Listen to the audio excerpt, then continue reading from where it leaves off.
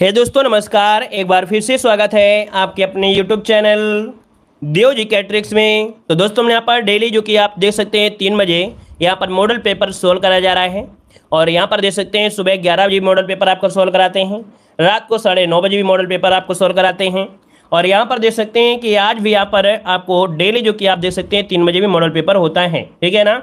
चलिए क्वेश्चन आपसे दिया गया है, कह रहा है निम्नलिखित में से या निम्न में से किस भाषा में विजयनगर के शासक कृष्णदेव राय ने अपने सुप्रसिद्ध ग्रंथ अमुक्तमाल्य की रचना की। तो चलिए यहाँ पर आंसर क्या हो जाएगा।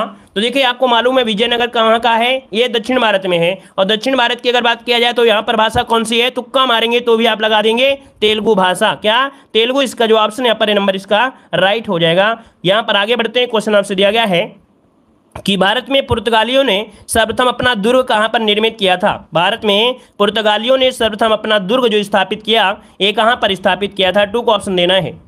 चलिए 2 के भी ऑप्शन यहाँ पर आने शुरू हो गए हैं और आपका जवाब हो जाएगा ए नंबर कोचीन में। दोस्तों याद रखिए जिसका भी जवाब आ रहा है ए नंबर बिल्कुल राइट हो जाएगा, कोचीन इसका आंसर राइट हो जाएगा। और इनका मुख्य जो फोकस था वो मसालों पर अधिकार स्थापित करना था। क्या इनका जो मुख्य फोकस था, लक्ष्य था, ये मसालों पर एकाधिकार स्थापित करने के लिए यहाँ पर स्थापित किया था, जो कि ऑप्शन है आपका ए नंबर। आगे बढ़िए, क्वेश्चन आपसे दिया गया है, कह रहा है उस शासक का नाम बताएं जिसने वास्को डिगामा का कालीकट में स्वागत किया था।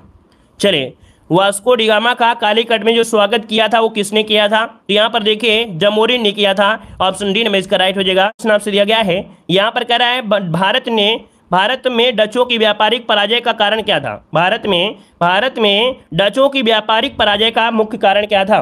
तो देखो यहाँ पर दिया है भारत में डचों की व्यापारिक पराजय का मुख्य कारण क्या था या प्रमुख कारण था क्या, तो कमजोर सामुद्रिक शक्ति। क्या कमजोर सामुद्रिक शक्ति के कारण ही यहाँ पर कह सकते हैं कि डचों की यहाँ पर पराजय, ऑप्शन हो जाएगा आपका डी नंबर राइट हो जाएगा। क्लियर है ना। क्योंकि यहाँ पर देखा जाए तो आपके मछलीपट्टनम और पेट्टापुल्ली में अपने फैक्ट्री स्थापित की, लेकिन कमजोर होने के कारण यहाँ पर अंग्रेजों द्वारा ये पराजित हो गए थे। आगे बढ़िए, क्वेश्चन दिया गया है, कह रहा है 1857 में अंग्रेजों के विरुद्ध जिहाद का प्रचार किसने किया था।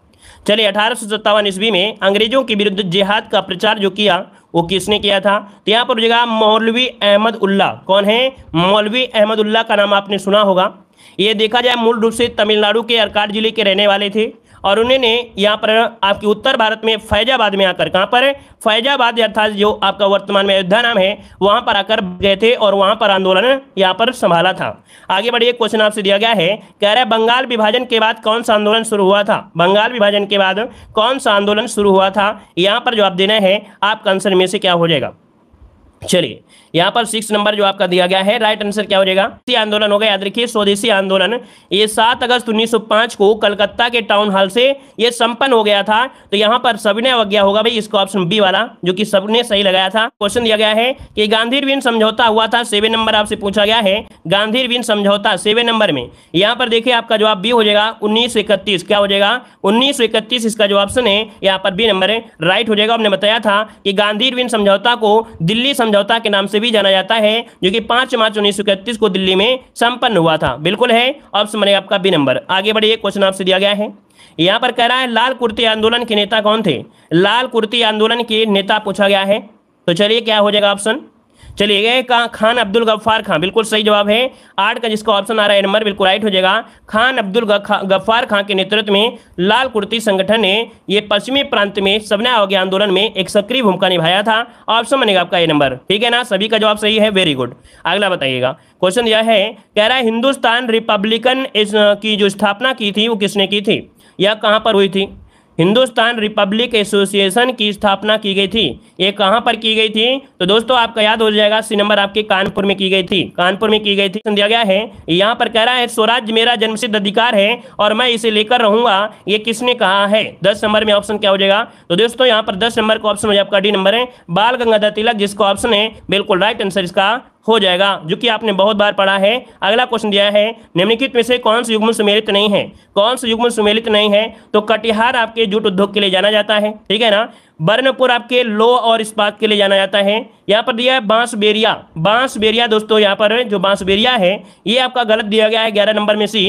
याद रखिए ये जूट उद्योग है। क्या है, ये जूट उद्योग के लिए जाना जाता है, जूट उद्योग के लिए जाना जाता है। आगे बढ़िए, क्वेश्चन दिया गया है कि आपसे निम्नलिखित में से किन ग्रहों का संयोजन गैसीय ग्रह कहलाता है। अर्थात इनमें से ये बताना है कि कौन से ग्रह हैं जिन्हें गैसीय ग्रह के नाम से जाना जाता है। हमने बताया था कि आपके दो प्रकार के ग्रह हैं, एक पार्थिव ग्रह और आपके बाहरी ग्रह। और बाहरी ग्रह को हम बोलते हैं क्या, गैसीय ग्रह कहते हैं, क्योंकि इनका निर्माण गैसों से हुआ है। तो यहाँ पर देखिए 12 नंबर में कौन सा बनेगा, बृहस्पति, शनि, यूरेनस और नेपच्यून। ये जो आपके कैसे बाहरी ग्रह हैं और ये आपके गैसों से बने हैं, इस कारण से इनको हम लोग गैसीय ग्रह कहा जाता है। इनके निर्माण में प्रमुख रूप से कौन सी गैसीय आपकी है, इस कारण से है। तो ऑप्शन आपका ये नंबर राइट हो जाएगा। क्लियर है, चलिए आगे बढ़िएगा।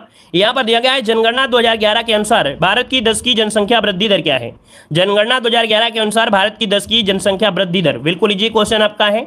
और यहाँ पर देख सकते हैं ऑप्शन हो जाए आपका क्या, यहाँ पर सी नंबर 17.7%। क्या 17.7% इसका जो आंसर है, यहाँ पर सी नंबर जिसका है राइट आंसर हो जाएगा। आगे बढ़िए, क्वेश्चन आपसे दिया गया है कि किस महाद्वीप में आंतरिक जलमार्गों का सर्वाधिक विकास हुआ है। बताइएगा किस महाद्वीप में आंतरिक जलमार्गों का सर्वाधिक विकास हुआ है। 14 नंबर में ऑप्शन क्या हो जाएगा। तो देखिए आंतरिक जलमार्गों का पश्चिमी यूरोप में, कहां पर, पश्चिमी यूरोप में यहां पर काफी ज्यादा विकास हुआ है। यहां पर जो व्यापार होता है अमेरिका से व्यापार होता है ना, तो यहां पर पश्चिमी यूरोप इसका आंसर बनेगा। याद रखिए ऑप्शन में आपका ये नंबर। आगे बढ़िए, क्वेश्चन दिया गया है, यहां पर कह रहा है निम्न नदियों में से कौन सी आंतरिक जलमार्गों के रूप में सबसे उपयुक्त मानी जाती है। आंतरिक जलमार्गों के रूप में सबसे उपयुक्त इनमें से कौन सी नदी है। 15 का ऑप्शन दीजिएगा। चलिए 15 नंबर में, चलिए वेरी गुड, बहुत अच्छे बहुत अच्छे। यहाँ पर देखिए ऑप्शन बिल्कुल सही है, बी नंबर जिसका राइन नदी आ रहा है ना। सबसे ज्यादा महत्वपूर्ण नदी आपकी जो है आंतरिक जलमार्गों में राइन नदी है, और इसके मुहाने से लेकर लगभग 800 किलोमीटर दूर तक यहाँ पर सीधा परिवहन संभव आपका है। तो इसका जो आंसर आपका है बी नंबर राइट हो जाएगा, याद रखिएगा। और इसके बाद अगर ये फर्स्ट नंबर पे आपकी है तो सेकेंड नंबर पे आपकी डेन्यूब नदी का स्थान आता है, जो कि महत्वपूर्ण नदी होती है जो कि जलमार्ग के लिए। तो फर्स्ट नंबर में आपका यहाँ पर राइन है और सेकेंड नंबर पे यहाँ पर डेन्यूब नदी है। आगे बढ़िए, क्वेश्चन आपसे दिया गया है, कह रहा है निम्नलिखित में से आपको मिलान करना है, या कौन सा सही है कौन सा गलत है, इसको जवाब देना है 16 नंबर में। तो चलिए यहाँ पर देखो दिया गया है कि भारतीय लघु उद्योग विकास बैंक अर्थात सिडबी की स्थापना 1990 में की गई थी, जो कि सही दिया गया है। मुख्यालय आपके नई दिल्ली में है, तो ये भी सही दिया गया है। मतलब ऑप्शन क्या बनेगा, या अरे नहीं भाई गलत दिया गया है, गलत दिया गया भाई, गलत दिया है, दोनों नहीं सही हैं, दोनों नहीं सही हैं। थोड़ा ध्यान दीजिए, थोड़ा इसका ध्यान दीजिए। इसका आंसर क्या हो जाएगा, मुख्यालय नई दिल्ली में है ना, नई दिल्ली में नहीं है, मुख्यालय है आपके लखनऊ में है भाई। सिडबी का मुख्यालय लखनऊ में है, लखनऊ यहाँ पर हो जाएगा, लखनऊ। और यहाँ पर गलत पूछा गया है, ठीक है ना। तो पहला पॉइंट तो सही है कि 90 में स्थापना हुई थी, लेकिन नई दिल्ली में नहीं है, ये लखनऊ में है। अब देखिए ऑप्शन क्या हो जाएगा, पहला पॉइंट आपका सही है तो दूसरा गलत है, और पूछा गया गलत है ना, गलत पूछा गया है। तो ऑप्शन देखिए बी नंबर है, केवल दूसरा गलत है, केवल दूसरा क्या है दोस्तों, गलत है, और पहला ही ऑप्शन आपका राइट है। दोस्तों समझ गए होंगे, क्लियर है ना। ऐसी छोटी छोटी गलतियां होती हैं, हमसे भी वो देखो होने वाली थी। क्यों, क्योंकि यहाँ पर गलत कभी जल्दी पूछा नहीं जाता है, और यहाँ पर गलत पूछ लिया है। क्लियर है, आगे बढ़िए। क्वेश्चन आपसे दिया गया है, कह रहा आपसे राष्ट्रीय कृषि सहकारी विपणन संघ की स्थापना की गई थी। राष्ट्रीय कृषि सहकारी विपणन संघ की स्थापना जो की गई थी वो आपकी कब की गई थी, 17 नंबर में। तो नोट कर लीजिएगा, 17 का ऑप्शन सी हो जाएगा। ये 1958 में, कब की गई थी, 1958 में की गई थी। याद रखिए राष्ट्रीय कृषि सहकारी विपणन संघ, ठीक है, जिसे हम लोग नेफेड कहते हैं। क्या, इसे नेफेड कहा जाता है, जो कि स्थापना हुई थी 1958 में। आगे बढ़िए, क्वेश्चन आपसे दिया गया, यहाँ पर दिया गया है, सरकार द्वारा प्रारंभ की गई सौभाग्य योजना का संबंध किसे है।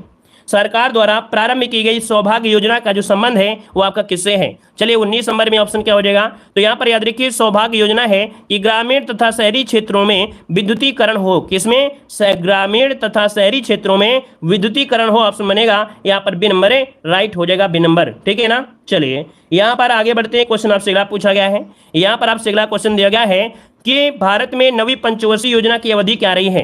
भारत में नवी पंचवर्षीय योजना की अवधि क्या रही है, 20 नंबर में ऑप्शन देना है। चलिए यहाँ पर आंसर क्या हो जाएगा, चलिए यहाँ पर जो आप दीजिए ऑप्शन क्या हो जाएगा। यहाँ पर देखो दिया गया 97 से 2002, और 2 के बाद फिर 7, मतलब ऑप्शन हो जाएगा यहाँ पर बी नंबर या सी नंबर भाई।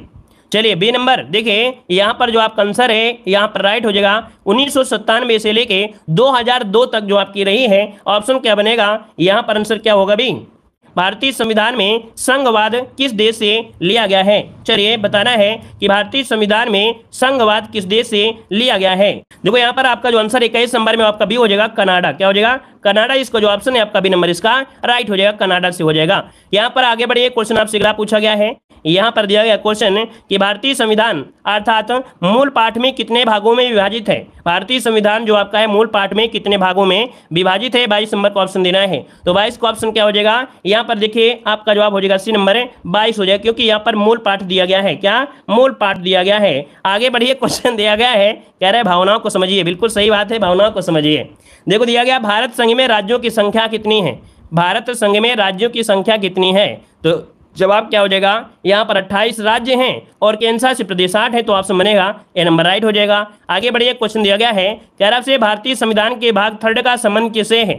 भारतीय संविधान का भाग जो 3 है इसका संबंध किससे है, तो आपका जवाब क्या हो जाएगा, मूल अधिकारों से है। किससे है, मूल अधिकारों से है। आर्टिकल नंबर 12 से लेके 35 तक जो आपका कह सकते हैं कि दिए हैं वो आपके मूल अधिकार में हैं, जो कि अमेरिका से लिया गया है। अगला क्वेश्चन आपसे दिया गया है कि मौलिक अधिकारों को लागू करने का दायित्व किसका है। चलिए, मौलिक अधिकारों को लागू करने का जो दायित्व है वो किसके पास है, किसके पास है यहाँ पर बताना है। चलिए, सी नंबर बिल्कुल होगा। देखिए यहाँ पर जो हो जाएगा उच्चतम और उच्च न्यायालय दोनों पर होता है, ठीक है ना। उच्चतम न्यायालय संविधान के अनुच्छेद 32 के तहत और जो आपकी उच्च न्यायालय होता है वो 226 के तहत विशेषाधिकार संबंधी रिट जारी कर देता है। तो ऑप्शन यहाँ पर सी नंबर राइट हो जाएगा। ठीक, क्लियर है। आगे बढ़िए, क्वेश्चन दिया गया है, यहाँ पर दिया गया है वायुमंडलीय दाब को मापा जाता है। वायुमंडलीय दाब को मापते हैं, किससे मापते हैं। 26 नंबर ऑप्शन क्या हो जाएगा, तो वायुमंडलीय दाब मापते हैं बैरोमीटर। ऑप्शन कहां पर है, बी नंबर है बैरोमीटर, इसका ऑप्शन बी नंबर है राइट हो जाएगा। क्लियर है ना। और ये जो बैरोग्राफ है ये क्या होता है, बैरोग्राफ, जो बैरोग्राफ होता है ये दाब, वायुमंडल के जो दाब होता है उसमें जो परिवर्तन होता है उसको मापता है, ठीक है ना। उसको बैरोग्राफ जो होता है वायुमंडल के दाब में होने वाले परिवर्तनों को मापता है, याद रखिएगा, ठीक है ना। मैनोमीटर से क्या मापा जाता है, मैनोमीटर से गैस का दाब मापते हैं, गैस का दाब। और जो आपका हाइग्रोमीटर होता है यह द्रव की अपेक्षित घनत्व को मापता है, द्रव की अपेक्षित घनत्व को मापता है कौन, हाइग्रोमीटर मापता है। आगे बढ़िए, क्वेश्चन आपसे दिया गया है, कह रहा है निम्नलिखित में से विद्युत धारा का मात्रक कौन सा है। विद्युत धारा का मात्रक पूछा गया दोस्तों। विद्युत धारा का जो मात्रक होगा क्या हो जाएगा। चलिए 27 नंबर में यहां पर देखिए आपका जवाब हो जाएगा सी नंबर एम्पियर। क्या होता है, एम्पियर, इसका जो ऑप्शन है बिल्कुल राइट हो जाएगा। याद देखिए विद्युत वाहक बल का जो मात्रक वोल्ट होता है ना, यहां पर जो आंसर आपका होगा इसका आंसर बनेगा वो आपका सी नंबर राइट हो जाएगा, क्योंकि विद्युत धारा का मात्रक पूछा गया है। ठीक है, आगे बढ़िए, क्वेश्चन आपसे अगला पूछा गया है, यहां पर दिया है सापेक्षता के सिद्धांत का प्रतिपादन किस वैज्ञानिक ने किया था। सापेक्षता का सिद्धांत का प्रतिपादन किस वैज्ञानिक ने दिया था, यहां पर 28 नंबर में क्या हो जाएगा। तो दोस्तों आपके अल्बर्ट आइंस्टीन का नाम सुना होगा आप लोगों ने, अल्बर्ट आइंस्टीन का नाम सुना होगा। यहाँ पर सापेक्षता का सिद्धांत जो दिया था अल्बर्ट आइंस्टीन, इसका ऑप्शन है यहाँ पर बी नंबर राइट हो जाएगा। क्लियर है। आगे बताइए, क्वेश्चन आपसे अगला पूछा गया है, यहाँ पर दिया है विटामिन B1 का रासायनिक नाम। बहुत बार आपने पूछा है, तो बताइएगा विटामिन B1 का नाम पूछा गया है, तो बताइएगा विटामिन B1 का नाम क्या हो जाएगा। चलिए भाई बताइएगा, यहां पर जो आंसर बनेगा राइट क्या हो जाएगा 29 नंबर में ऑप्शन बनेगा सी। याद रखिए ऑप्शन बनेगा सी। यहां पर थायमिन क्या होता है, थायमिन, इसका जो ऑप्शन है राइट हो जाएगा, थायमिन हो जाएगा। चलिए आगे बढ़िए, क्वेश्चन आपसे अगला पूछा गया है, यहां पर दिया गया है कि विषाणु द्वारा होने वाला रोग कौन सा है। विषाणु द्वारा होने वाला जो आपका रोग है वो आपका कौन सा है। चलिए 30 नंबर लॉक करिए जल्दी से। विषाणु से क्या हो जाता है, टिटनेस, प्लेग, पोलियो, सिफिलिस। यहाँ पर आंसर राइट क्या हो जाएगा। चलिए भाई यहाँ पर जवाब आपको देना है 30 नंबर में, और आपका जवाब इनमें से क्या हो जाएगा। सी नंबर यहाँ पर देखो जवाब आ रहा है पोलियो, है ना। यहाँ पर सी नंबर है पोलियो आपका आंसर है राइट हो जाएगा। जो टिटनेस है, प्लेग है, वह सिफिलिस है, ये जीवाणुओं से फैलता है। आगे बढ़िए, क्वेश्चन आपसे अगला पूछा गया है, यहाँ पर दिया है गुप्त का विलोम क्या होता है। गुप्त का विलोम पूछा गया है, यहाँ पर क्या हो जाएगा आंसर बताना है। चले, हाइग्रोमीटर क्या मापता है भाई, हाइग्रोमीटर अपेक्षिक आर्द्रता को मापता है भाई। जो हाइग्रोमीटर होता है वो अपेक्षिक आर्द्रता को मापता है, ठीक है। चलिए गुप्त का विलोम जो होगा 31 नंबर में वो राइट क्या हो जाएगा। चलिए यहाँ पर जवाब देना है, गुप्त का विलोम होता है प्रकट। क्या होता है, प्रकट। ऑप्शन कहाँ है आपका सी नंबर है राइट हो जाएगा। चलिए आगे बढ़िए, क्वेश्चन आपसे अगला पूछा गया है, कह रहा है गांठ का पूरा मुहावरिक अर्थ क्या होता है। गांठ का पूरा नाम नयन सुख, ऐसा आपने पढ़ा है। तो यहाँ पर हो जाएगा कि धनी या मालदार। क्या, धनी या मालदार। यहाँ पर देखिए 32 का ऑप्शन बनेगा। यहाँ पर कौन सा, डी नंबर है। धनी कह सकते हैं या तो मालदार भी कह सकते हैं, ऑप्शन बनेगा आपका डी नंबर। आगे बढ़िए, क्वेश्चन दिया गया है, निम्नलिखित युग्मों में से कौन सा गलत दिया गया है। 33 नंबर में कौन सा गलत है। कह रहा आपसे लोहा लेना मतलब होता है सामना करना, सही बात है। रास्ता नापना मतलब होता है चले जाना। क्या होता है, चले जाना। आकलन नहीं होता है। देखिए ऑप्शन बी गलत दिया है। रग रग जाना मतलब होता है अच्छी तरह से परिचित होना, और इसके बाद शैतान के कान काटना मतलब होता है बहुत चतुर होना। तो ऑप्शन क्या हो गया यहाँ पर, बी नंबर सही हो जाएगा। क्लियर है ना, ये गलत पूछा है तो बी नंबर गलत दिया गया है। आगे बढ़िए, क्वेश्चन दिया गया है, कह रहा है उड्डयन के संविच्छेद का विकल्प बताना है। उड्डयन और उड्डयन का संविच्छेद क्या होता है 34 नंबर में, तो आपका जवाब हो जाएगा उड्डयन में उत्तधनडयन, उत्तधनडयन। और ऑप्शन कौन सा है, ऑप्शन पहला ही ऑप्शन आपका राइट हो जाएगा, उत्तधनडयन हो जाएगा, जो कि व्यंजन संधि है। और आगे बढ़िए, क्वेश्चन दिया गया है कि निम्नलिखित में से शुद्ध वर्तनी आपको बताना है, शुद्ध वर्तनी इनमें से कौन सी हो जाएगी। चलिए, दिया गया आपसे सुसुप्त तो गलत दिया गया है ना, यहाँ पर रचयिता भी गलत दिया है, सृष्टा भी गलत दिया है। ऑप्शन देखिए बी नंबर आपका राइट हो जाएगा, जो दृष्टा दिया गया है वो आपका राइट दिया गया है। ठीक है, ऑप्शन बी नंबर इसका राइट हो जाएगा, बी नंबर। आगे बढ़िए, क्वेश्चन आपसे अगला पूछा गया है, यहाँ पर दिया गया है अगला क्वेश्चन, कह रहा है कि मार्च 2022 में भारतीय प्रतिभूति और विनिमय बोर्ड अर्थात सेबी के नए अध्यक्ष के रूप में किसे नियुक्त किया गया है। करंट अफेयर का क्वेश्चन आ गया है, तो चलिए फिर जवाब दीजिए, यहाँ पर आंसर में से राइट क्या हो जाएगा। लाजवाब क्वेश्चन, धांसू क्वेश्चन आपका दिया है, तो बताइएगा कि मार्च 2022 में भारतीय प्रतिभूति और विनिमय बोर्ड अर्थात सेबी के जो नए अध्यक्ष हैं वो आपके कौन हैं। तो चलिए यहाँ पर आंसर क्या हो जाएगा, ऑप्शन आ रहा है डी नंबर सही जवाब है, माधुरी पुरी बुच हैं। और इसके पहले कौन थे, इन्होंने जो जगह लिया है वो किसकी जगह लिया है, क्योंकि ये भी क्वेश्चन पूछ सकता है कि इन्होंने जो जगह लिया है वो किसकी जगह लिया है, तो अजय त्यागी की जगह इन्होंने लिया है, याद रखिएगा। तो ऑप्शन बन जाएगा क्या यहाँ पर, डी नंबर राइट हो जाएगा। क्लियर है। चलिए यहाँ पर एक पॉइंट और होता है कि यह सेबी के, देख याद रखें कि यह सेबी की पहला महिला प्रमुख हैं और नियामक निकाय की अध्यक्षता करने वाली गैर आईएएस भी हैं, अर्थात ये आईएएस नहीं है।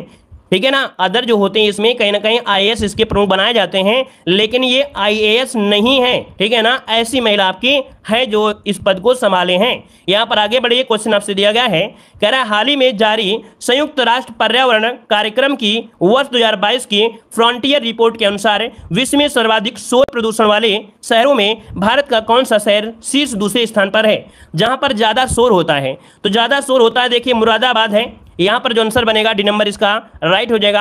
और मुरादाबाद घंटी के लिए जाना जाता है, तो ऐसे याद रखिएगा कि जब घंटी बजाएंगे तो क्या होगा भाई, शोर होगा। तो यहाँ पर याद रखिएगा, यहाँ पर डी नंबर इसका राइट हो जाएगा, याद रखिएगा। अगर इसमें पूछा जाए पहला स्थान बताइएगा, विश्व में पहला स्थान, तो आपका बांग्लादेश का आता है। बांग्लादेश में कौन, ढाका। ठीक है, ढाका पहला स्थान पर आता है, याद रखिएगा। तीसरे स्थान के मामले में आपका इस्लामाबाद आता है, जो कि पाकिस्तान में आता है, याद रखिएगा। ठीक है, चलिए आगे बढ़िए, क्वेश्चन आपसे अगला पूछा गया है, कह रहा आपसे मार्च 2022 में संपन्न भारत व श्रीलंका के द्विपक्षीय संयुक्त नौसैनिक अभ्यास का नाम क्या दिया गया है।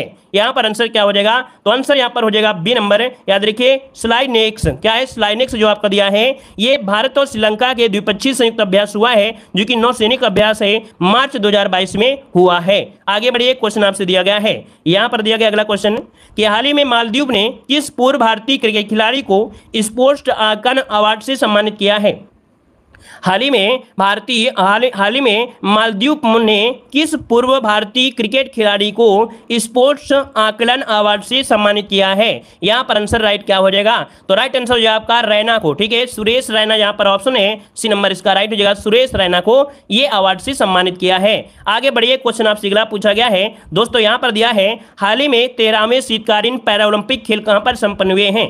13वें शीतकालीन ओलंपिक जो खेल हैं ये कहाँ पर संपन्न हुए दोस्तों, यहाँ पर आंसर देना है। दोस्तों वीडियो में लाइक की संख्या भी तो बढ़ाइए, लाइक शेयर भी करिएगा, आप लोगों को जवाब देना है भाई। सभी लोग कमेंट बॉक्स में कमेंट भी करिए, है ना, लेकिन आप लोग भाई लाइक शेयर की संख्या तो बढ़ाइए। यहाँ पर आज आपको टाइपिंग से पढ़ा रहे हैं, है ना, वैसे तो किताब से पढ़ाते थे, एक भी पैसा नहीं लगता था, लेकिन आज तो हमने यहाँ पर टाइपिंग भी करवाया है। टाइपिंग में 1 रुपया मतलब 2 रुपया पर क्वेश्चन लगता है दोस्तों, है ना, एक क्वेश्चन को टाइप कराने में 2 रुपया लगता है। तो लाइक शेयर तो सभी लोग करिए, आज आप लोगों के लिए हमने मेहनत भी किया है, इसमें टाइपिंग भी करवाया है, लाइक शेयर तो बनता है इस वीडियो के लिए। ठीक है, चलिए दोस्तों 40 नंबर की अगर बात किया जाए तो ऑप्शन क्या हो जाएगा, यहाँ पर आंसर जो आपका दिया है ए नंबर हो जाएगा बीजिंग में। कहाँ हुआ है, बीजिंग में इसका जो आंसर है राइट हो जाएगा, बीजिंग इसका आंसर है राइट हो जाएगा। आगे बढ़िए, क्वेश्चन आपसे दिया गया है, यहाँ पर कह रहा है हाल ही में उत्तर प्रदेश के किस जिले में ब्रह्मोस मिसाइल के विनिर्माण केंद्र का शिलान्यास किया गया है।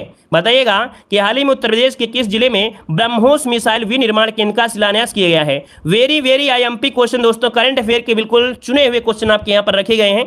तो दोस्तों यहाँ पर जो आंसर है आपका राइट क्या हो जाएगा, चलिए, ब्रह्मोस मिसाइल के लिए लखनऊ जिले में, कहां पर लखनऊ कहां पर है, ऑप्शन डी नंबर इसका राइट हो जाएगा। ये लखनऊ जिले में ये आपका किया गया है, विनिर्माण केंद्र शिलान्यास किया गया है। आगे बढ़िए, क्वेश्चन आपसे अगला पूछा गया है, कह रहा है हाल ही में पूर्वोत्तर के किन दो राज्यों 6 विवादित क्षेत्रों में सीमा विवाद को समाप्त करने के लिए एक समझौते पर हस्ताक्षर किया गया है। तो यहाँ पर दोस्तों आपका आंसर हो जाएगा डी नंबर, असम और मेघालय। ठीक है, ये 2 राज्य हैं जो कि 6 विवादित क्षेत्र थे, वो सीमा विवाद को समाप्त करने के लिए समझौता पर हस्ताक्षर हुआ, असम और मेघालय के बीच हुआ है। यहाँ पर आगे बढ़िए, क्वेश्चन आपसे अगला पूछा गया है, कह रहा आपसे केंद्र सरकार द्वारा मछुआरों की आजीविका में सुधार करने के लिए हाल ही में पहला समुद्री शैवाल पार्क कहां पर स्थापित करने का निर्णय लिया गया है। तो दोस्तों यहाँ पर अच्छा क्वेश्चन है, बताइएगा कि भारत का पहला समुद्री शैवाल पार्क स्थापित करने का निर्णय जो लिया गया है वो आपके कहां पर है, तो ऑप्शन सी हो जाएगा आपके तमिलनाडु पर। कहां पर है,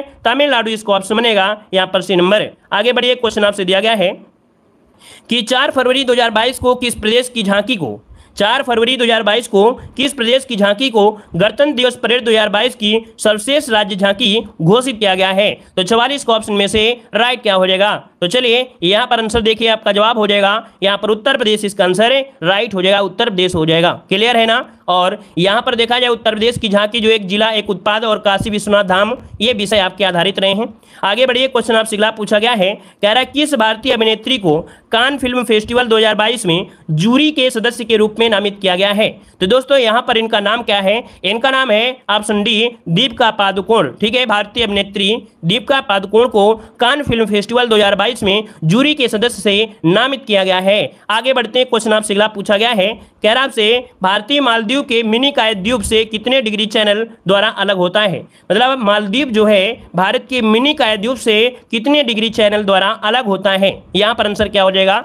तो हमने आपको बताया था कि यहाँ पर 8 डिग्री चैनल, क्या 8 डिग्री चैनल हो जाएगा। ऐसे भी याद रखिएगा, 8 ऐसे बनाते हैं, ये भी गोला बराबर है, ये भी गोला बराबर है, यहाँ पर माँ कॉमन है, यहाँ पर माँ कॉमन है, तो याद रखिएगा, ऐसे भी याद रखिएगा, 8 डिग्री चैनल हो जाएगा। क्लियर है ना। आगे बढ़िए, क्वेश्चन आपसे अगला पूछा गया है, यहाँ पर दिया तुर्की की मुद्रा क्या है, तुर्की की मुद्रा पूछा गया है। तो तुर्की की मुद्रा है लीरा। क्या है, लीरा, जो कि ऑप्शन क्या है, ए नंबर इसका राइट हो जाएगा। ठीक है ना। और यहाँ पर डोंग, जो आपकी डोंग है ना, डोंग, ये कहाँ की है, ये वियतनाम की है। कहाँ की है, वियतनाम की है, वियतनाम की है दोस्तों, ये वियतनाम नाम की है। अगर आपसे पूछे क्यात कहाँ की है तो आप लोग जवाब देंगे, क्यात अगर पूछ ले तो आप क्या जवाब देंगे, म्यांमार की है। कहाँ की है, म्यांमार की है। अगर सुम पूछ ले, सुम कहाँ की मुद्रा है, तो उज्बेकिस्तान की। कहाँ की है, उज्बेकिस्तान की है। क्लियर हुआ। आगे बढ़िएगा, यहाँ पर दिया गया है गोवा की राजभाषा निम्नलिखित में से क्या है। चलिए, गोवा की राजभाषा पूछे तो आपको जवाब देना है, यहाँ पर कोंकणी देना है। क्या, कोंकणी, जो कि ऑप्शन यहाँ पर सी नंबर है, कोंकणी हो जाएगा। और सबसे छोटा राज्य भी कौन है, गोवा है। आगे बढ़िए, क्वेश्चन दिया गया है कि भारतीय संविधान के अनुसार राज्यसभा की सदस्यता के लिए न्यूनतम उम्र सीमा कितनी होनी चाहिए। यहाँ पर जवाब हो जाएगा 30 वर्ष होना चाहिए। कितना, 30 वर्ष होना चाहिए। ऑप्शन हो जाएगा आपका बी नंबर है। आगे बढ़िए, क्वेश्चन दिया गया है राष्ट्रीय विज्ञान दिवस कब मनाया जाता है, राष्ट्रीय विज्ञान दिवस कब मनाया जाता है, 50 नंबर में। तो ऑप्शन क्या बनेगा, चलिए ऑप्शन हो जाएगा आपका 28 फरवरी। ऑप्शन हो जाएगा यहाँ पर 28 फरवरी इसका आंसर है, राइट हो जाएगा। 28 फरवरी को राष्ट्रीय विज्ञान दिवस मनाया जाता है। और अगर आपसे पूछे 24 फरवरी को क्या मनाते हैं, 24 फरवरी को पूछे तो आपको बताना है केंद्रीय उत्पाद शुल्क दिवस। क्या, केंद्रीय उत्पाद शुल्क दिवस। ठीक है, केंद्रीय उत्पाद शुल्क दिवस मनाते हैं। और यहाँ पर 21 फरवरी को क्या मनाते हैं, 21 फरवरी को मनाते हैं अंतर्राष्ट्रीय मातृभाषा दिवस। क्या, अंतर्राष्ट्रीय मातृभाषा दिवस मनाते हैं 21 फरवरी को। और 4 फरवरी को क्या मनाते हैं भाई, बताइए जल्दी से बताइए कि 4 फरवरी को क्या मनाते हैं, 4 फरवरी को क्या मनाते हैं। तो आप कहेंगे सर 4 फरवरी को कैंसर दिवस मनाते हैं। Very good. यहाँ पर आगे बढ़िए, क्वेश्चन आपसे अगला पूछा गया है, कह रहे हैं अंतर्राष्ट्रीय न्यायालय स्थित है, अंतर्राष्ट्रीय न्यायालय जो स्थित है ये कहाँ पर स्थित है। तो जवाब क्या हो जाएगा, हेग में है। हेग अर्थात जो आपके नीदरलैंड में है। और इसकी स्थापना हुई थी आपके 3 अप्रैल 1946 को इसकी स्थापना की गई थी। तो ऑप्शन क्या होगा, सी नंबर राइट हो जाएगा। आगे बढ़िएगा, एलिफेंटा की जो गुफाएं हैं ये कहाँ पर हैं, एलिफेंटा की जो गुफाएं हैं दोस्तों ये कहाँ पर है, पिछली बार भी क्वेश्चन पूछा गया था। तो जवाब इनमें से क्या हो जाएगा, जवाब इनमें से हो जाएगा मुंबई। और मुंबई की अगर बात करें तो आप लिख कह सकते हैं महाराष्ट्र। क्या बोल सकते हैं, महाराष्ट्र में। याद रखिएगा, औरंगाबाद मत लगाइएगा क्योंकि एलिफेंटा की गुफाएं पूछ रहा है। ठीक है ना, क्लियर है, तो ऑप्शन बी लगाना है आपके मुंबई अर्थात महाराष्ट्र में है। आगे बढ़िए, क्वेश्चन आपसे अगला पूछा गया है, कह रहा है हार्नबिल उत्सव का आयोजन कहाँ किया जाता है। चलिए, हार्नबिल उत्सव का आयोजन कहाँ किया जाता है, 53 नंबर का जवाब देना है। तो दोस्तों यहाँ पर हार्नबिल जो कि दिसंबर महीने के प्रथम सप्ताह में मनाया जाता है और ये आपके नागालैंड में, ऑप्शन बनेगा डी नंबर है, राइट हो जाएगा। नागालैंड में दिसंबर महीने के प्रथम सप्ताह में मनाया जाता है। आगे बढ़िए, क्वेश्चन आपसे दिया गया है, इसरो उपग्रह केंद्र स्थित है। इसरो उपग्रह केंद्र जो है ये कहाँ पर स्थित है, इसरो उपग्रह केंद्र बताना है। चलिए, 54 की अगर बात किया जाए तो ऑप्शन हो जाएगा आपका बी नंबर बेंगलुरु। क्या हो जाएगा, बेंगलुरु इसका जो आंसर है राइट हो जाएगा, बेंगलुरु हो जाएगा। क्लियर है ना, बिल्कुल क्लियर है। और यहां पर आगे बढ़िए, क्वेश्चन दिया गया है, क्वेश्चन दिया गया है कि मान बुकर पुरस्कार प्राप्त करने वाले भारतीय मूल के प्रथम लेखक कौन हैं। मान बुकर पुरस्कार प्राप्त करने वाले भारतीय मूल के प्रथम लेखक इनमें से कौन से हैं। तो जवाब क्या हो जाएगा, जवाब हो जाएगा यहाँ पर वी.एस. नायपाल, वी.एस. नायपाल। और इन्हें यह पुरस्कार दिया गया था 1971 में। कब, 1971 में यह पुरस्कार दिया गया था, याद रखिएगा, ठीक है ना। चलिए, यहाँ पर है तो भाई इस प्रकार से एक क्लास आपकी कंप्लीट। सभी को धन्यवाद, सभी को जय हिंद, सभी को वंदे मातरम।